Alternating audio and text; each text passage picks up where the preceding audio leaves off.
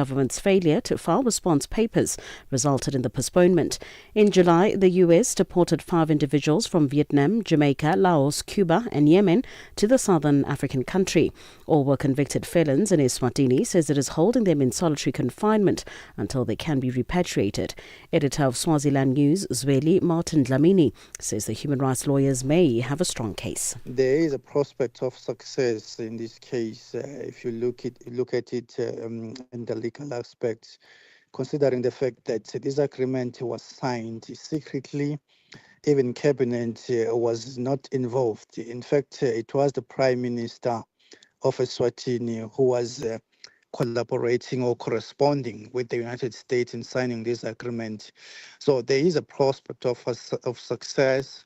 But as you understand, in Eswatini is an absolute monarchy. If the state or if the monarchy has an interest in this matter, we might maybe witness some other delays that seek to undermine the legal process.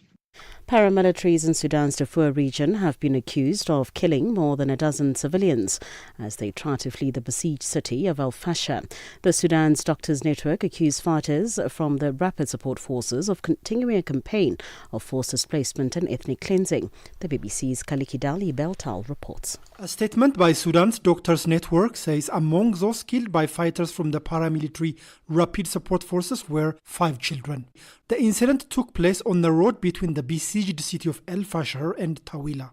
The RSF has repeatedly been accused of targeting non-Arab communities in Darfur, an allegation it dismisses. Fighting between the RSF and the Sudanese army has continued to intensify in parts of Sudan. Senegal authorities have detected a case of mpox in a foreign man who arrived in the West African country last week. The health ministry says it is the first case it had detected this year. It was not immediately clear how many cases, if any, had been reported there before January. No new cases had been detected since then, and 25 people were being monitored. Mpox can spread through close contact. It causes flu-like symptoms and pus-filled lesions on the body. In August 2024, the World Health Organization declared mpox a global public health emergency for the second time in 2 years, following an outbreak in the Democratic Republic of Congo that had spread to neighboring countries. There's still no trace of the one person who went missing after an overcrowded rubber boat overturned in central Mediterranean Sea at the weekend. 3 young sisters aged 9, 11 and 17 drowned in the incident after waves of up to 1.5 meters repeatedly washed over the vessel. About 65 people were rescued, including the sisters' mother and brother, as well as 3 pregnant women and a 7-month-old baby. The rubber boat left from Libya's Zuwara city and started taking on increasing amounts of water for a few hours later. Libya is a major launching pad for migrants who make the treacherous journey across the Mediterranean, hoping to reach the Italian island of Lampedusa. And finally, Palestinian health officials say the death toll from the Israeli strikes on the Nasser hospital in Gaza's southern city of Khan Yunis has risen to 20. Several journalists, including one from Reuters, are among the dead. Recapping the top story this hour, the court case launched by human rights lawyers and activists to challenge the government of Eswatini for making a secretive deal with President Donald Trump's administration to accept third country deportees from the US will be back in court on the 25th of September. For any news stories you would like to share with us, please do send an email to newsroom@channelafrica.co.za or call us on +27 11 714 4459. For Channel Africa News, I'm Cholani Tulo Wepe. SABC News. The African Perspective. In our sports headline, Tommy Flintwood faces losing over half of his prize money after winning tour championship. The United Cricket Board is in a healthy financial state, but concerned about the ticket sales. I'll be back with the details at the bottom of the hour. Connecting Africa to the world. Africa in Business with Thami Ngubeni brings you the latest insights on Africa's economy.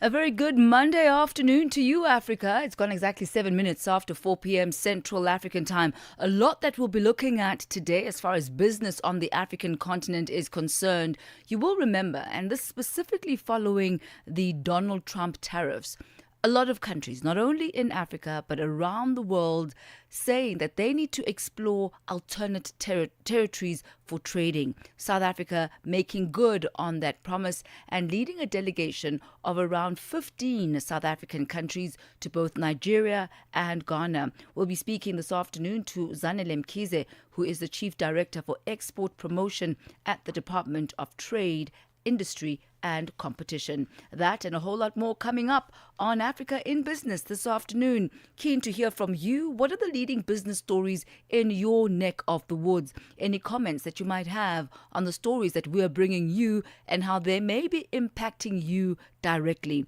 You'll find us on all the various social media platforms. On X, Instagram and Facebook, we are at Channel Africa 1. And on X, we are at Channel Africa. I'm wondering, if you work in the Checkers space, the supermarket, and maybe you are a teller there, how do you believe these new innovations are going to impact you?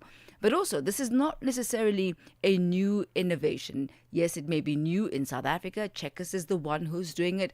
But has this system already been implemented in your own country, where you, as a shopper, get a smart trolley that allows you to scan, to place items into bags, while also getting the sum total of everything that you have bought? Added benefit there is that you're able to pay at the trolley as well. What this means is that you don't have to stand in long queues or have somebody or even yourself pack your products into your bag. How do you believe this will impact the industry and the workers? Looking forward to hearing from you this afternoon on Africa in Business. Get Channel Africa on DSTV Audio Bouquet. Channel 802. The KwaZulu-Natal Convention Bureau, in collaboration with Millvest Advisory and the city of Umhlathuze, bring you the 2025 Tourism Investment Forum Africa. As a global platform for local action, the Tourism Investment Africa aims to promote the secondary and tertiary cities and regions as attractive investment and tourism hubs. Be part of the movement transforming tourism in Africa. Join us for the TIFA 2025 from August 27 to 29 at Tembela Venue, Richards Bay, KZN, South Africa. African enterprise meets global opportunity. Africa in Business on Channel Africa. Now, one of South Africa's supermarkets, Checkers, is set to launch as the country's first smart shopping trolley, and it's called the Express Trolley. The smart trolley will allow customers to scan, place items into bags while getting the running total as they shop. And added benefit there is that they're able to pay directly on the trolley without having to stand in a queue or bag products at a traditional till point. Meanwhile, the South Commercial Catering and Allied Workers Union says it is concerned about the job losses that this innovation might bring to the retail sector. For more on this, we joined this afternoon by the Deputy General Secretary of the South African Commercial Catering and Allied Workers Union, SACAWU. A very good afternoon to you, Mr. Jerry Moneri. Thank you so much for your time. Welcome to Africa in Business. Yeah, good afternoon, and thank you very much for hosting us. So, as a union, you have voiced your concerns about this possible displacement that these smart trolleys might cause for cashiers. Take us through some of those concerns. Yes, look, our view has always been that if you look at the cashiers in many retail stores, they are predominantly black women who earn low salaries, who work less hours, and if you then bring this trolley without building skill of those particular cashiers and moving them from that particular department to other strategic departments here within the company, we believe this will seriously affect a lot of jobs in a particular space. Sorry. No, what you've done is you've released a statement, and in the statement you've indicated that it would have been better, perhaps fair, if the retailer had consulted with Sakao before the introduction of these smart trolleys. Had you been consulted? Look, Let me continue. Had you been consulted, sir, what input were you going to make to Checkers? How would it have differed from what they are rolling out now? We only received a letter today from the company. Well, maybe taking us into confidence that they'll be introducing this trolley. But we still believe that it will have been better for us to have a proper discussion around this. There has never been enough effort made to rescue workers in order for them to start embracing the new development within the industry. One thing that that we cannot run away from is that the artificial intelligence is with us, but what is and more important is that before your companies can introduce that, there's a need to embark on a process of reskilling your workers, so that you are able to gradually move them from affected departments to those departments that will still be needing labor intensive. So you basically advocating that had you been told earlier on, then there should have been a process of reskilling the workers now so they don't lose their jobs to the advent of the new technology. But have you had any reaction from your members? What have they been saying? But look, because it's still new, we have not yet received any complaint from members so far. I must say, but there's a possibility that those complaints will then start coming. You should know that workers in that particular sector, especially within the company like Supply Checkers, they are working an average of 32 hours per week. And if you introduce smart trolley on in that particular store, the likelihood is that hours that those workers get per week, will then be seriously affected, because you then need few hands to handle your customers, because. Most customers will most probably using smart trolleys. Right. Now, Mr. Jerry, you mentioned this earlier on, that one cannot stop advancement. And over the years, what is it that you as the union have done to ensure that those who are working in the retail sector specifically do have job security, because we are seeing that consumer patterns are changing and there is an increase in e-commerce as well? Well, we have consistently made call to all the retailers that there's a need for them to move towards reskilling your workers and prepare them for situations like this. But we are seeing companies being reluctant to then invest a lot on their own staff members in order for them to be able to prepare them. That if they introduce new innovations, workers here should be ready and easily adapt to that. And as I let you go, Mr. Moneri, is there an indication of when this new technology will start rolling out?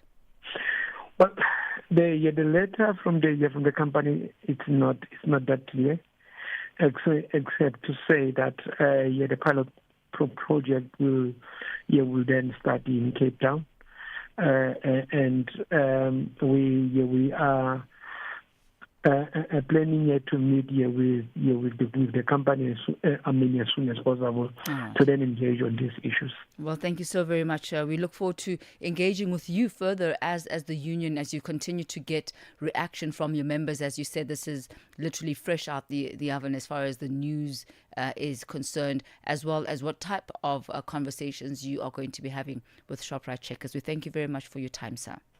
All right, thanks. Thank you. So that was Jerry Moneri. He's the Deputy General Secretary of the South African Commercial Catering and Allied Workers Union. He takes us to exactly 18 minutes after 4 p.m. Africa means business. Tune into Africa in Business with Thami Ngubeni for the future of the African economy. Channel Africa, the African perspective. Now, the Bureau of Market Research, the BMR, at the University of South Africa, UNISA, has released its latest personal income estimates for South Africa for the years 2020 to 2025. Now, gender disparities are particularly stark when you look at this report. Although women make up around 53% of the adult population, they receive only 41.8% of the cash flow income. Men, who represent 47% of the adult population, earn 58.2% of the total income. Channel Africa's Sisi Sekgalo spoke to the head of Personal Finance Research Division at the Bureau of Market Research, Yakolis Mering. We run a model on an annual basis to get estimates regarding personal income for the South African consumer. Specifically, if we consider the distribution when it comes to males versus females, we could see that the South African population, if you look at the adult population, so those are our individuals 15 years and older, they make up about 53% of the adult population are females. But they only earn in cash flow terms, so that is the income that actually goes to their pockets. They only earn 42%, 41.7% of cash flow income in South Africa. So there's definitely that gender disparity when it comes to earning income in South Africa, like there's a global issue actually. And that stems from when we consider the sources of income, for example, of females versus males. In South Africa, a lot of our females are grant dependent. So actually, if we look at the main source of income, we could see from our analysis that 34.5% of our females report grants as their main source of income. And that is relatively low values of income, where when you consider our males, a larger portion of them are actually earning investment income. For example, a large portion of the income originates from investment income, where our females seem to be excluded from that, or not earning or benefiting from the significant growth in investment income that we saw in the recent few years. But if we consider like salaries and wages, it's very similar, the portion of, if we look at the basket of different sources of income, salaries and wages are about 60% for both males and females if we look at the value of cash. So that stays the main source of income for a lot of South Africans in general. Do we know if the policies that are there in the country are able to address this income gap?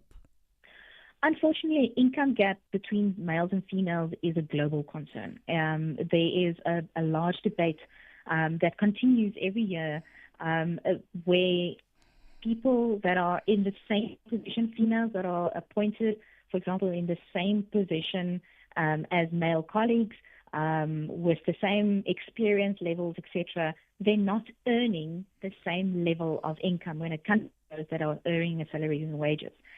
But in other places, we have the problem with women that need to, unfortunately, take a break in many cases from their careers for child rearing, or not even take a break, but actually then exit the labor market and therefore not being able to benefit from growth in salaries and wages.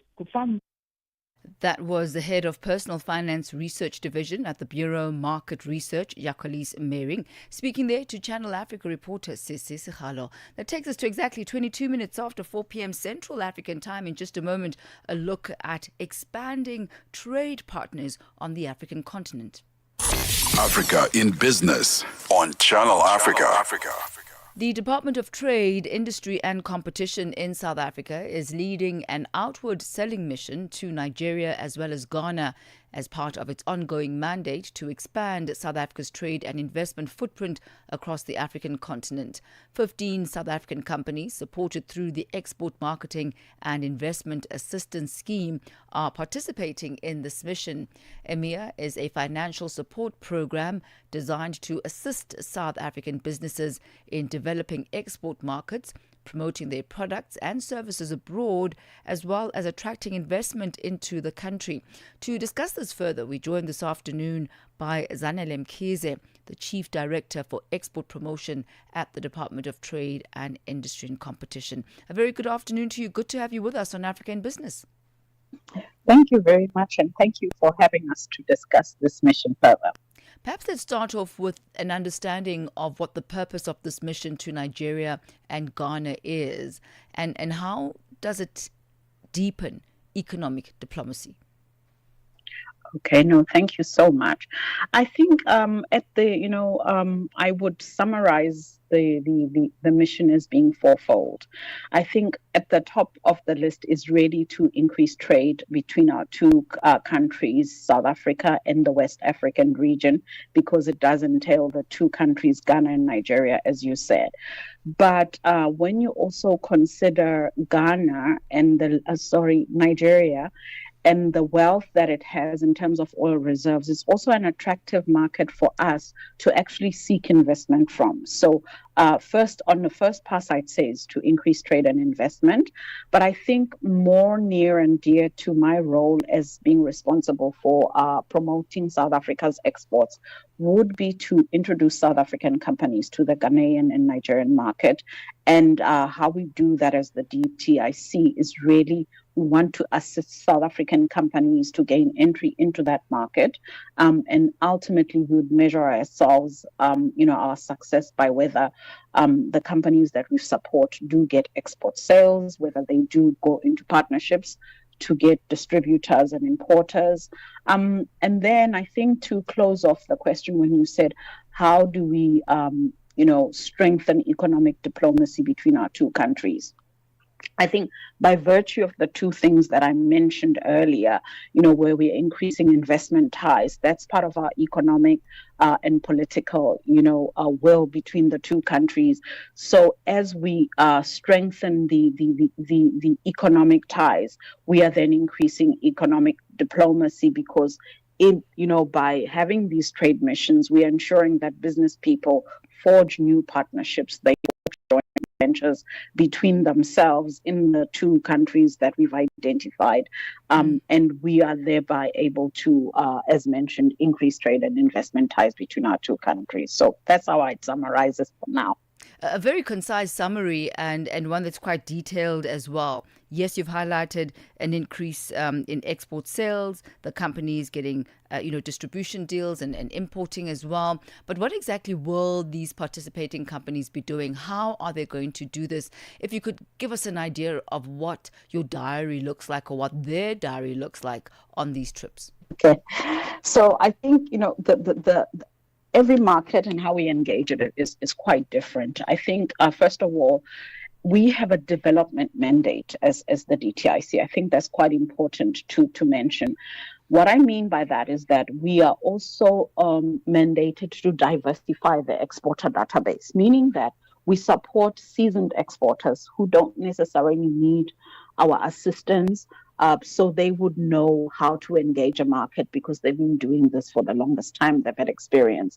But in diversifying the exporter database, it means we also take people who are not necessarily familiar with that market. And when I said that, we assist them to gain entry into that market. So what the program actually looks like is starting off with a setting the scene or contextualizing the visit on in the market itself. So this mission, we are supported by our acting High Commissioner, who's Professor Bobby Morowe. And I think in putting together the program, we have Nigerian experts who really are going to set the scene in terms of how to do business in Nigeria. So we talk about the investment climate. We partner with agencies like their investment promotion agency, their trade promotion agency, just underscoring the what to do, how to do in terms of getting your products into Nigeria. We do that before the South African companies leave our shores, but when we get to that market, we also do that as well. But it is us officials, whether it's Nigerian officials or South African officials, we then also always underscore that work by having a company that's actually done business successfully, or in some cases not so successfully. And I think the value in that is saying, I've come to this market as a South African. This is what I've done. I've been able to, increase my sales 3-fold, 100-fold, whatever, but sharing their experiences. We also appreciate the experience from people who really have not been so successful, because what their experience does, it helps South African companies to avoid certain pitfalls or to do their research more. So it's not always glitz and glamour, in that we highlight both aspects, for each market, because we believe those lessons are quite important. And then outside of that formalized, lesson engaging, we then, close off with business to business matchings based on the exchanges or the preparation that we've done well ahead of time to say, you are selling this particular product. We then engage, our partners in Nigeria, whether it's the chambers of business or organized business, that side, to say, we have this set of persons coming, please invite your buyers. So we then have tailored, customized business to business matching, where then we leave it to the business to do what they do best, and that's engage. And I wonder, Zanele, as we wrap up this afternoon, which of the sectors are represented and are participating? Because you've got 15 companies in total that will be going. Yeah, we have a diverse, really diverse offering of South African companies. We have companies in the ICT sector, in technology services. I think there's also nice collaborations that could come out, because West Africa is also leading in the technology space in terms of AI, but we also have companies that could do that as well. I think South Africa's agricultural and agro-processed products are highly desired amongst the continent. So we have companies in that space as well. For the Ghanaian market in particular, where there is mining, we have companies that are supplying capital equipment in terms of the inputs that would go into the mining, as well as the services that go with the mining. So it's capital equipment, it's mining technology, and then it's the engineering services that go with that basket as well. We also have companies that have ancillary services, so they would provide electrotechnical equipment that would be used for certain measurements. So I'd say at a high level, it's agriculture, agro-processing, mining services, and ICT forming the bulk of the 15 members of the delegation. Thank you so much, Zanele Mkhize, for that roundup, and wishing you a successful selling mission, an outward selling mission, as you call it. Thank you for your time this afternoon. Much appreciated. Thank you. That's Zanele Mkhize. She's Chief Director for Export Promotion at the Department of Trade, Industry and Competition. She brings us to exactly 4:30 Central African time as we head over now to the markets desk, where Thabiso Lehoko is standing by with your latest market indicators. Business news on Channel Africa. The African perspective. Thanks, Thami, and good afternoon. $1 in South Africa will cost you 17 Rand 42. Botswana, 13 Bula 33, Namibia 17 Namibian dollars 42, and in Zambia, it's trading at 22 kwacha 10 to the US dollar. In Kenya, the dollar is trading at 128 shilling 156. In Ethiopia, it is trading at 141 birr 6. Uganda, a 3,000 shilling 543, and in Tanzania, it is trading at 2,000 shilling 487. The US dollar in Nigeria is trading at 1,533 naira. In Botswana, it's at 49 Egyptian pound 461. Tunisia, a 2 dinar 920. Algeria, 128 dinar 759, and the Moroccan dirham is at 8877 to the US dollar. In Angola, the dollar is trading at 912 kwanza, while the Congolese franc is at 2,846 to the US dollar. Commodities markets now. Gold is trading at $3,365 and platinum $1,344 per ounce. Brent crude oil is at $68.10 a barrel. For any business stories you would like to share with us, please send us an email to newsroom@channelafrica.co.za or call us on +2711 714 4459. For Channel Africa Business in Johannesburg, I'm Tabiso Lohoko.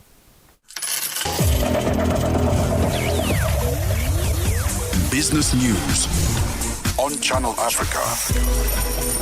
The African perspective. And standing by with the latest business of sport, here is Figile Lingwati. Sports on Channel Africa. The African perspective. Good afternoon, Thami. We begin with the golf news in the business of sport. Tommy Fleetwood faces losing over half of his prize money after winning Tour Championship. On Sunday evening, English golf star Fleetwood won the Tour Championship, finally claiming his first PGA Tour title at the 164th time of asking. In doing so, Fleetwood has won a stunning prize of $10 million, but he won't be able to keep it all. But tax laws in both the USA and the UK could mean that the Southport man is set to lose up to $6.9 million of prize pot.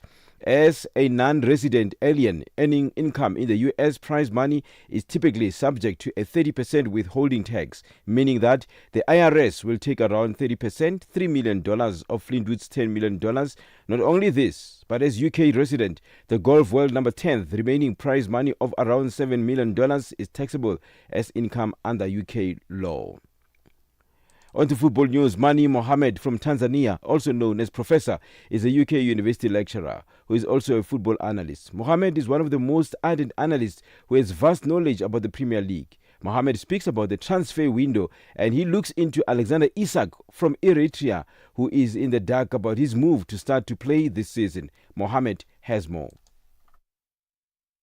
Isak with Newcastle and Liverpool in the middle of it, meaning Liverpool as a team which wants to sign him. I don't know what's going to happen because right now as we speak, Isak is not training with Newcastle. He made his desire to leave the club very open and very clear, and he's been making a lot of noise in social media. For example, on the day where he was supposed to receive an award, he did not attend the ceremony, but instead he tweeted. Mohammed further explains what Newcastle says about Isak not showing at the award ceremony. But what do they expect from him? Anyone or any team that is interested in his services. However, Newcastle also made it clear that they will only sell Alexander Isak under two conditions. Firstly, they have to find a replacement striker, and secondly, whichever team wants to buy Alexander Isak has to meet their price, which is £150 million. The last bid by Liverpool was only £120 million, so it was £30 million short, and Newcastle United straight rejected that bid. On to cricket news. The United Cricket Board, UCB, is in a healthy financial state, but the apathy of the paying public has given the organisation cause for concern. In the financial report, Treasurer John Blair says the UCB has had a good financial year and is on a firm footing to meet the challenges ahead. However, he added a note of caution that sport revenues are under pressure, should never be ignored, and for this reason, He once again asked the affiliates to make sure that they conform to strict financial disciplines as they go into the World Cup year. But he does note with concern that despite an increase in the marketing budget from $80,000 to $452,000, it did not result in a proportional increase in income from gate revenues or suppliers. The gate revenue of $400,000 was not what it should have been for a season containing two major international tours, India and Australia. And we end with, for the second straight year, Carlos Alcaraz leads Forbes' list as the highest paid tennis player for 2025. Reigning Wimbledon champion Alcaraz earned an estimated $48.3 million over the past year before taxes and management fees. That's a $6 million raise from a $42.3 million Alcaraz earned in 2024. The five-time champion edges out the rival Jannik Sinner in total 2025 earnings. Well, number one, Sinner has earned an estimated $47.3 million over the last 12 months, a $20 million increase over the $26.6 million the Italian superstar earned in 2024. For any sports stories you'd like to share with us, please do send an email to newsroom@channelafrica.co.za or call us on +2711 714 4459. This is Channel Africa Sport with me, Figile Lingwati. Sports on Channel Africa. The African perspective. The KwaZulu-Natal Convention Bureau, in collaboration with Milvest Advisory and the city of Mhlathuze, brings you the 2025 Tourism Investment Forum, Africa. By positioning these regions for sustainable growth, TIFA helps drive their economic ambitions while providing access to critical capital, networks, and strategic insights on investments in the trade services sector, such as tourism. Join us for the TIFA 2025 from August 27 to 29 at Tembela Venue, Richards Bay, KZN, South Africa. Be part of the movement transforming tourism and infrastructure in Africa. Africa in Business on Channel Africa. It has gone exactly 39 minutes after 4 p.m. Central African time as we turn our focus now to tourism. September is a very big month in South Africa as far as tourism is concerned, and South African tourism is gearing up for their short left travel week this September, a campaign designed to encourage more South Africans to explore their country through affordable travel. From camping to caravanning, the initiative aims to make local travel more accessible while supporting the tourism industry. Our reporter Lebohang Mamange has the details.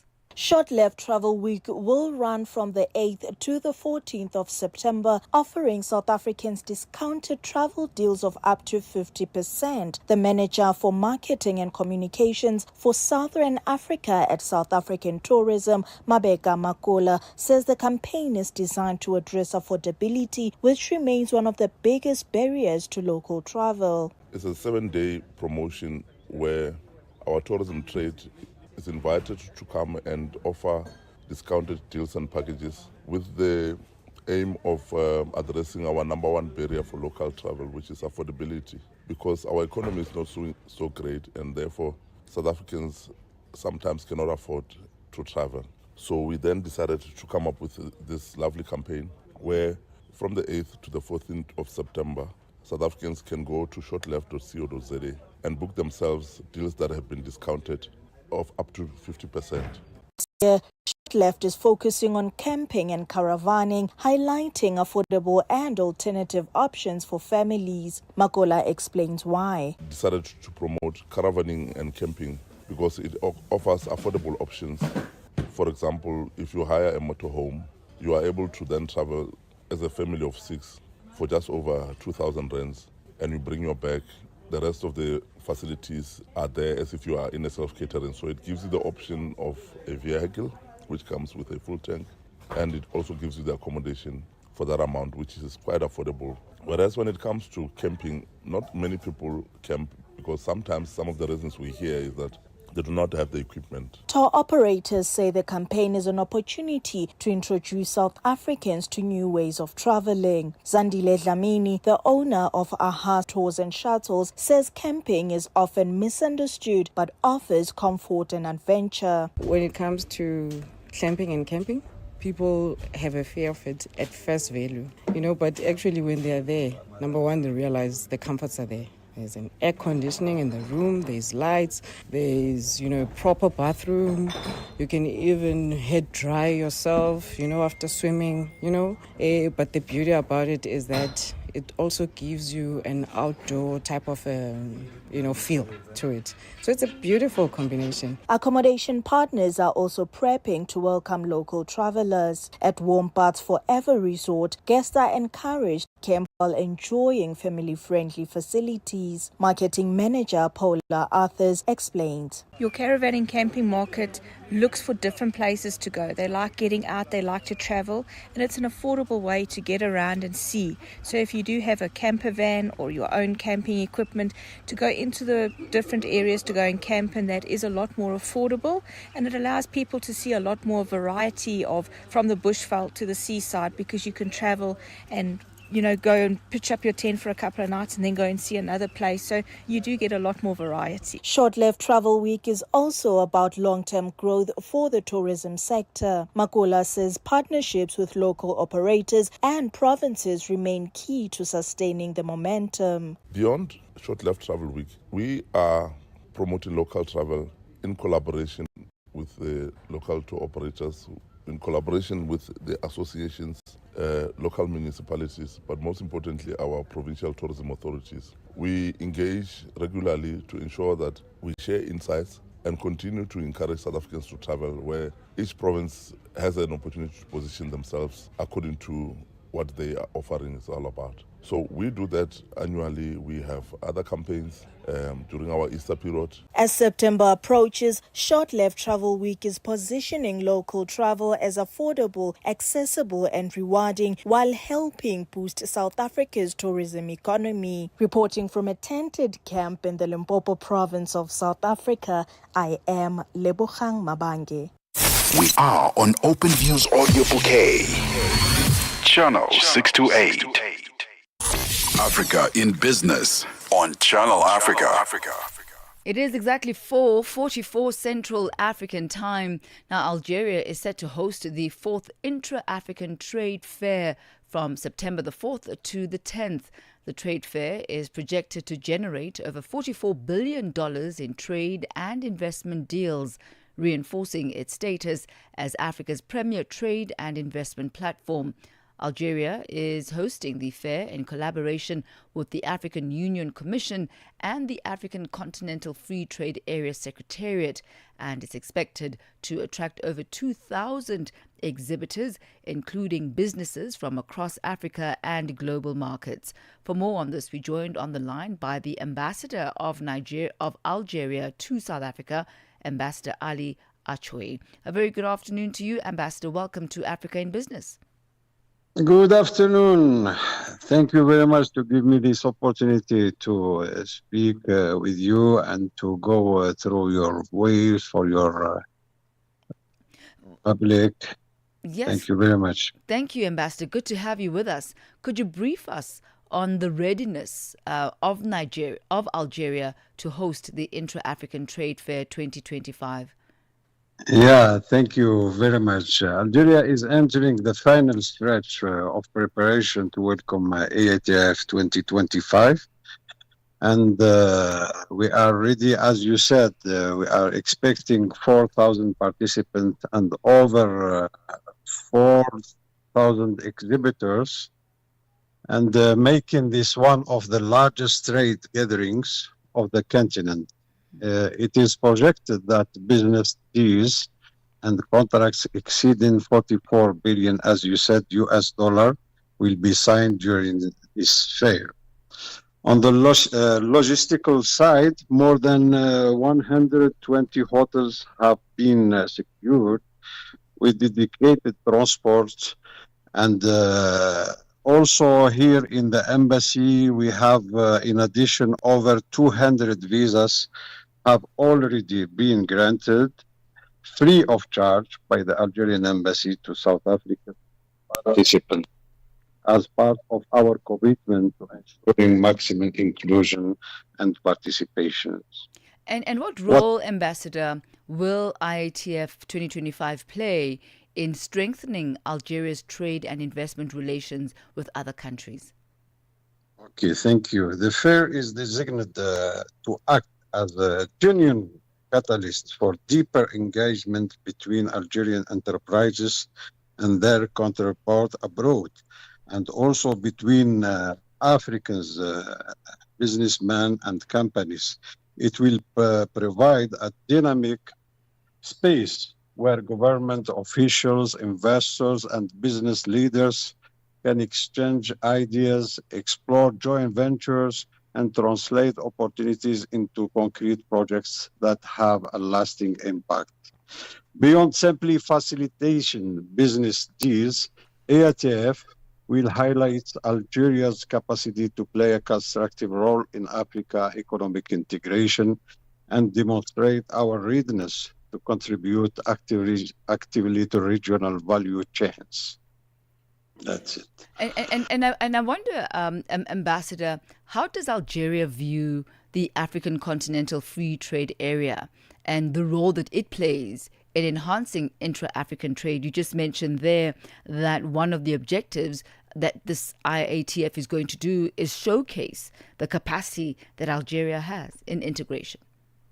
Thank you very much for this very interesting question. Algeria considers the African Continental Free Trade Area as a turning point for Africa's economic future. It offers an unprecedented opportunity to move beyond fragmented markets and build a truly integrated economic space where goods, services, and investment can circulate more freely. For Algeria, this agreement is not simply about lowering tariffs, but about fostering regional value chains, encouraging industrial cooperation, and ensuring that Africa's growth is driven by Africans themselves.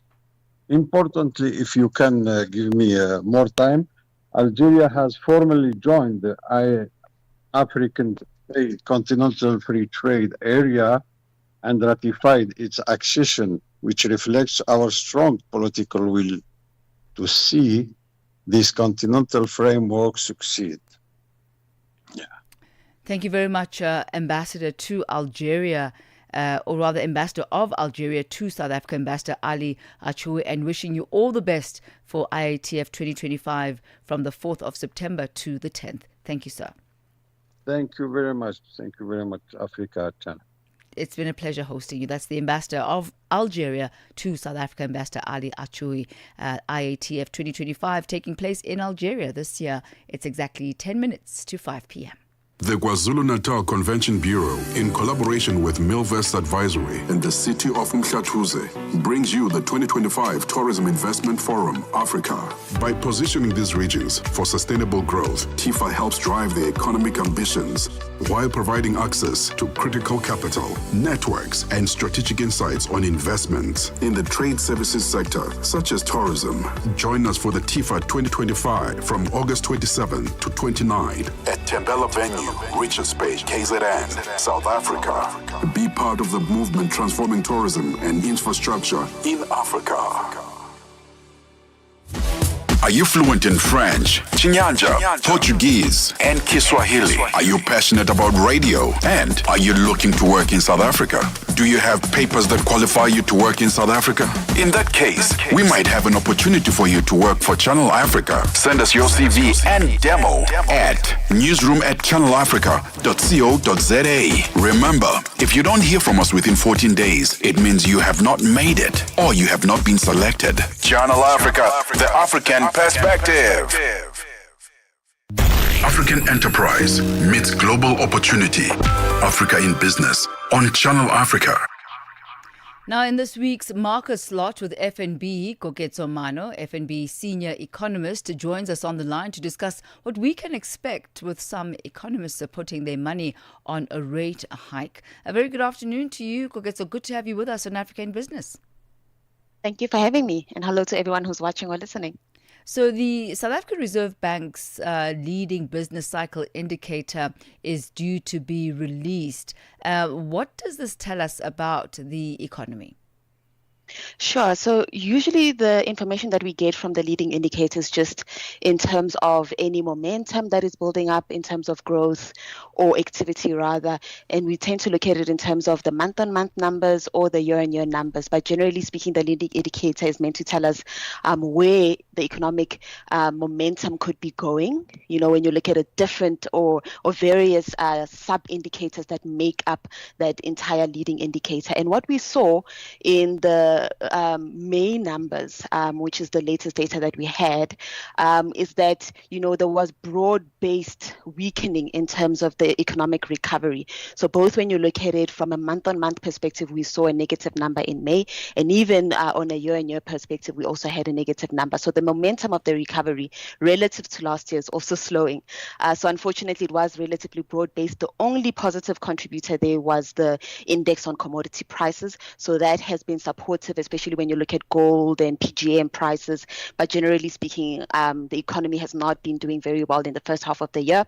We are hopeful that the second half will show you, you know, an improvement in the momentum of the recovery, especially with the high frequency data. If you look at the latest mining, manufacturing, which have been relatively positive, the consumer, which has also been positive, could be, you know, some positive indications going into the second half of 2025. So let's project into that second half of the year. What trends could be evident in producer inflation for the month of June, and perhaps what are the factors that are expected to influence its trajectory as we enter the second half of the year? Sure. I think when you look at the June numbers, you would have seen that producer inflation was driven by, you know, food categories, for example. That would have been something that contributed positively to inflation. Meanwhile, fuel continued to detract, right? So that's something that you probably will see continuing in the second half of this year. And PPI tends to be a leading indicator for consumer inflation. So we think that, you know, with what we've seen in the PPI, that food inflation could be problematic in the second half of the year. Now, the other indications that we hope to see in the July numbers and maybe even going towards the rest of the year is what's happening at the ports, especially with these tariffs, the impact that they may have had on logistics, you know, and rerouting of trade shipments and so forth. So that will be the very interesting outcome, I think, from the July numbers and going forward. So let's take a look at the private sector credit extension and the performance in July. And perhaps if you could highlight for us which sectors are currently driving household and corporate credit demand. Sure. So what we saw in the June numbers from a PSCE, private sector credit extension, we like to abbreviate it to. We saw that, you know, credit extension, especially from the corporate side, has been relatively strong. Meanwhile, the consumer really, you're not seeing very strong growth in terms of credit extension. But what has been interesting in those underlying numbers is that while the corporate sector has been, you know, investing in the real estate, for example, they've been taking up general loans. What we see on the consumer side is that, you know, credit card spend remains very strong, and also at the same time we're seeing relatively robust credit uptake for vehicles. So that is the interesting thing, that, you know, there's different purposes for borrowing at the moment when you look at the corporate sector and the household sector, but it does seem as though, you know, demand is remaining relatively stable at the moment. And perhaps if we could conclude with you taking us through South Africa's trade surplus for the month of July.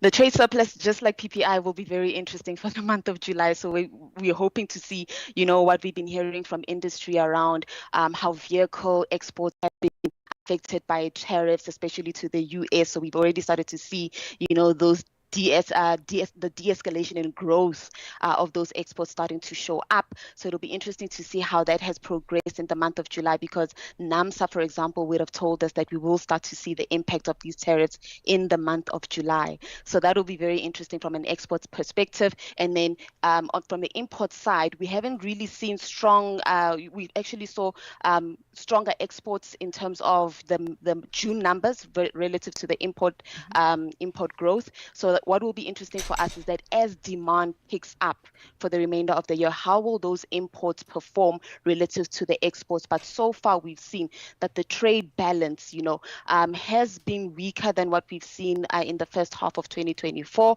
But, you know, we've still remained in the surplus position. So that is a positive thing for South Africa's terms of trade. Well, thank you so much, Koketso Mano, for this week's market slot. You have yourself a splendid afternoon further. Thank you for having me. Thank you. That's Koketso Mano, FNB senior economist, looking at what the South African Reserve Bank's business cycle indicator, what it has showcased, and also what the trends and projections are looking forward for the second part of 2025. That's how we as African business come to the end of this Monday edition, as we make way now for Vous d'Afrique with Joël. Good afternoon, Joël, avec jolie dress. Jolie robe. Merci. Jolie robe, oui. Merci Thami, bonjour Thami, bonjour à tous les auditeurs de Channel Africa. Nous parlerons sur Vue d'Afrique du Gabon. Le président Ligi Nguema exige la transparence pour le double scrutin législatif du 27 septembre. Et aussi au Niger, la dissolution et la répression des syndicats du secteur de la justice continuent de susciter des réactions. Nous parlerons également de l'incompréhension en Guinée après la suspension de 3 formations politiques par le gouvernement. Merci Thami. Merci beaucoup, Joël. That's how we come to the end of it. Thank you so much to our amazing team, our producer, Mabo Buloka, on social media, talent, Butulezi, our technical producer as well, and news desk, Joala Netulo Ngwape, economics desk, Tabiso Lehoko, and Figile Lingwati on sport. Until we meet again, same time, same place tomorrow at 4 p.m. until 5. You have yourself a splendid afternoon further. Goodbye.